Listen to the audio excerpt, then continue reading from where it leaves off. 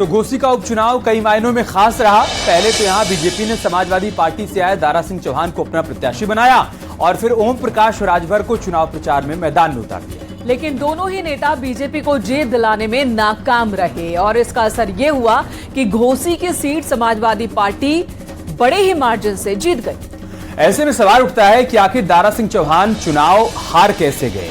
तो आपको बता दें कि बार बार दल बदलकर वो जिस तरीके से अलग अलग पार्टियों में जा रहे थे, कह सकते हैं कि उन्हें उसकी सजा मिली। दारा सिंह चौहान इस बार जनता का भरोसा नहीं जीत पाए। घोसी सीट पर मुस्लिम वोटों का भी ध्रुवीकरण हुआ, जिसकी वजह से भी दारा सिंह चौहान की हार सुनिश्चित हुई। इसके अलावा सुधाकर सिंह के चलते समाजवादी पार्टी की तरफ कुछ ठाकुर वोट भी शिफ्ट हो गया और साथ ही इस चुनाव में शिवपाल यादव का एक्टिव रहना भी दारा सिंह को नुकसान पहुंचा गया। इतना ही नहीं, बीएसपी का चुनाव न लड़ना और दलित वोट बैंक पर पकड़ नहीं बनाने के साथ ही इंडिया गठबंधन के दलों का एक साथ होना भी बीजेपी कैंडिडेट की हार की वजह हो सकती है। और इन्हीं तमाम फैक्टर्स पर अब आपको दिखाते हैं रिपोर्ट।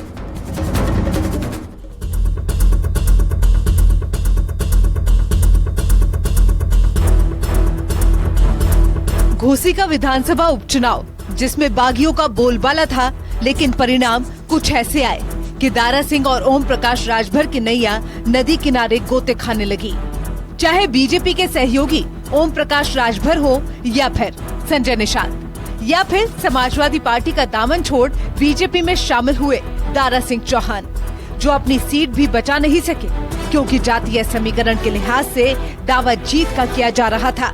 लेकिन अब रिजल्ट सामने आए तो दावे धरे के धरे रह गए। घोसी का रण जीतना बीजेपी से ज्यादा समाजवादी पार्टी के लिए जरूरी था, क्योंकि यहाँ बगावत करने वालों को सबक सिखाना मकसद था और इसमें सपा कुछ हद तक कामयाब भी हो गई और इसी कामयाबी के साथ साख भी बचा ली गई। उन ठगों के खिलाफ लड़ रही थी जो जनता को ठगने का काम करते हैं, लोकतंत्र को ठगने का काम करते हैं, पार्टियों को ठगने का काम कर रही थी। उस व्यक्ति पियरका चाचा के खिलाफ लड़ रही थी जो स्वयं अंतर्राष्ट्रीय नेता अपने 2 बच्चों के साथ आकर यहाँ की जनता को ललकार रहा था, यहाँ की धरती को रौंद रहा था और अहंकार और झूठ में जिस भाषा का इस्तेमाल कर रहा था, उस भाषा के लिए घोसी उनको कभी माफ नहीं करेगी। दल बदलू नेता को अपने वोट की ताकत दिखा दी है। योगी सरकार में 4 साल वन मंत्री रहने के बाद 2022 की विधानसभा चुनाव से पहले दारा सिंह चौहान ने बीजेपी छोड़ सपा ज्वाइन कर ली थी, जिसके बाद सपा से दारा सिंह चौहान विधायक बने और फिर 1 साल का वनवास काटने के बाद दारा सिंह चौहान ने सपा छोड़ दोबारा बीजेपी ज्वाइन कर ली, जिसके बाद उन्हें इस्तीफा दिलाया गया और फिर उनके इस्तीफे से खाली हुई घोसी सीट पर दोबारा उन्हें बीजेपी ने अपना प्रत्याशी बनाया।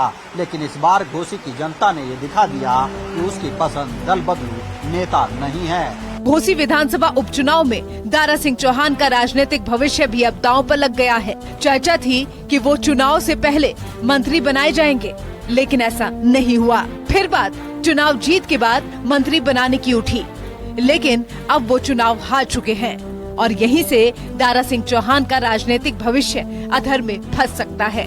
ओम प्रकाश जी को डींग हाँकने की आदत है और वो क्या बोल रहे हैं क्या नहीं बोल रहे हैं उनको भी पता नहीं रहता। जैसे नौटंकी में जोकर होता है, राजनीति में जोकर की भूमिका में हमेशा ओम प्रकाश जी आते हैं। वो खुद हंसते हैं और जनता को हंसाने के लिए इस प्रकार की अनाप शनाप बयानबाजी करते रहते हैं। समाजवादी पार्टी उसको बहुत गंभीरता से नहीं लेती है। घोसी के रण में ओम प्रकाश राजभर चुनाव प्रचार में सबसे आगे थे। चुनाव से 1 महीने पहले ही मऊ में डेरा जमा चुके थे, लेकिन उनकी प्लानिंग। अब यहाँ ये भी समझना जरूरी है कि घोसी में हार से ओम प्रकाश राजभर का क्या नुकसान होने वाला है। पहला नुकसान यह है कि पूर्वांचल में राजभर की छवि कमजोर हो गई है और दूसरा नुकसान यह है कि 2024 में मनचाही सीट अब उनको नहीं मिल पाएगी। तीसरा नुकसान ये कि कैबिनेट में शामिल होने की संभावना पर संकट मंडराने लगा है और चौथे नुकसान की बात की जाए तो ओबीसी वोट बैंक में पकड़ की सच्चाई अब सामने आ गई है। और पांचवा नुकसान ये कि एसबीएसपी के बागी नेताओं की वजह से राजभर वोट बढ़ चुके हैं। ये मैसेज भी सीधे तौर पर निकलकर सामने आया है। आज आप सबके माध्यम से पूछना चाहता हूं कि इस परिणाम के बाद, इस जनादेश के बाद क्या वो ईवीएम पर प्रश्न खड़ा करेंगे, क्या वो सरकारी मिशनरी, संवैधानिक संस्थाओं, इलेक्शन कमीशन पर प्रश्न खड़ा करेंगे।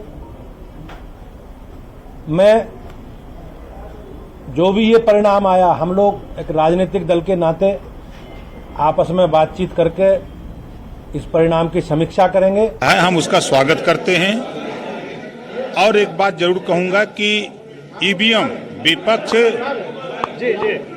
विपक्ष जब हारता है तो ईवीएम का दोष देता है। अब तो ये प्रमाण हो गया है कि ईवीएम सही है और एनडीए की सरकार में निष्पक्ष चुना हुआ ये प्रमाण विपक्ष खुद दे रहा है। लगातार आप जमे रहे वहाँ पर और जिस तरह से नतीजे आ रहे हैं उसमें समाजवादी पार्टी आगे चल रही है। आप कर रहे थे वहाँ। देखिए, जो कमी रह गई है उसको हम लोग अध्ययन करके उस कमी को दूर करने का प्रयास करके आगे 24 की लड़ाई मजबूती से लड़ेंगे।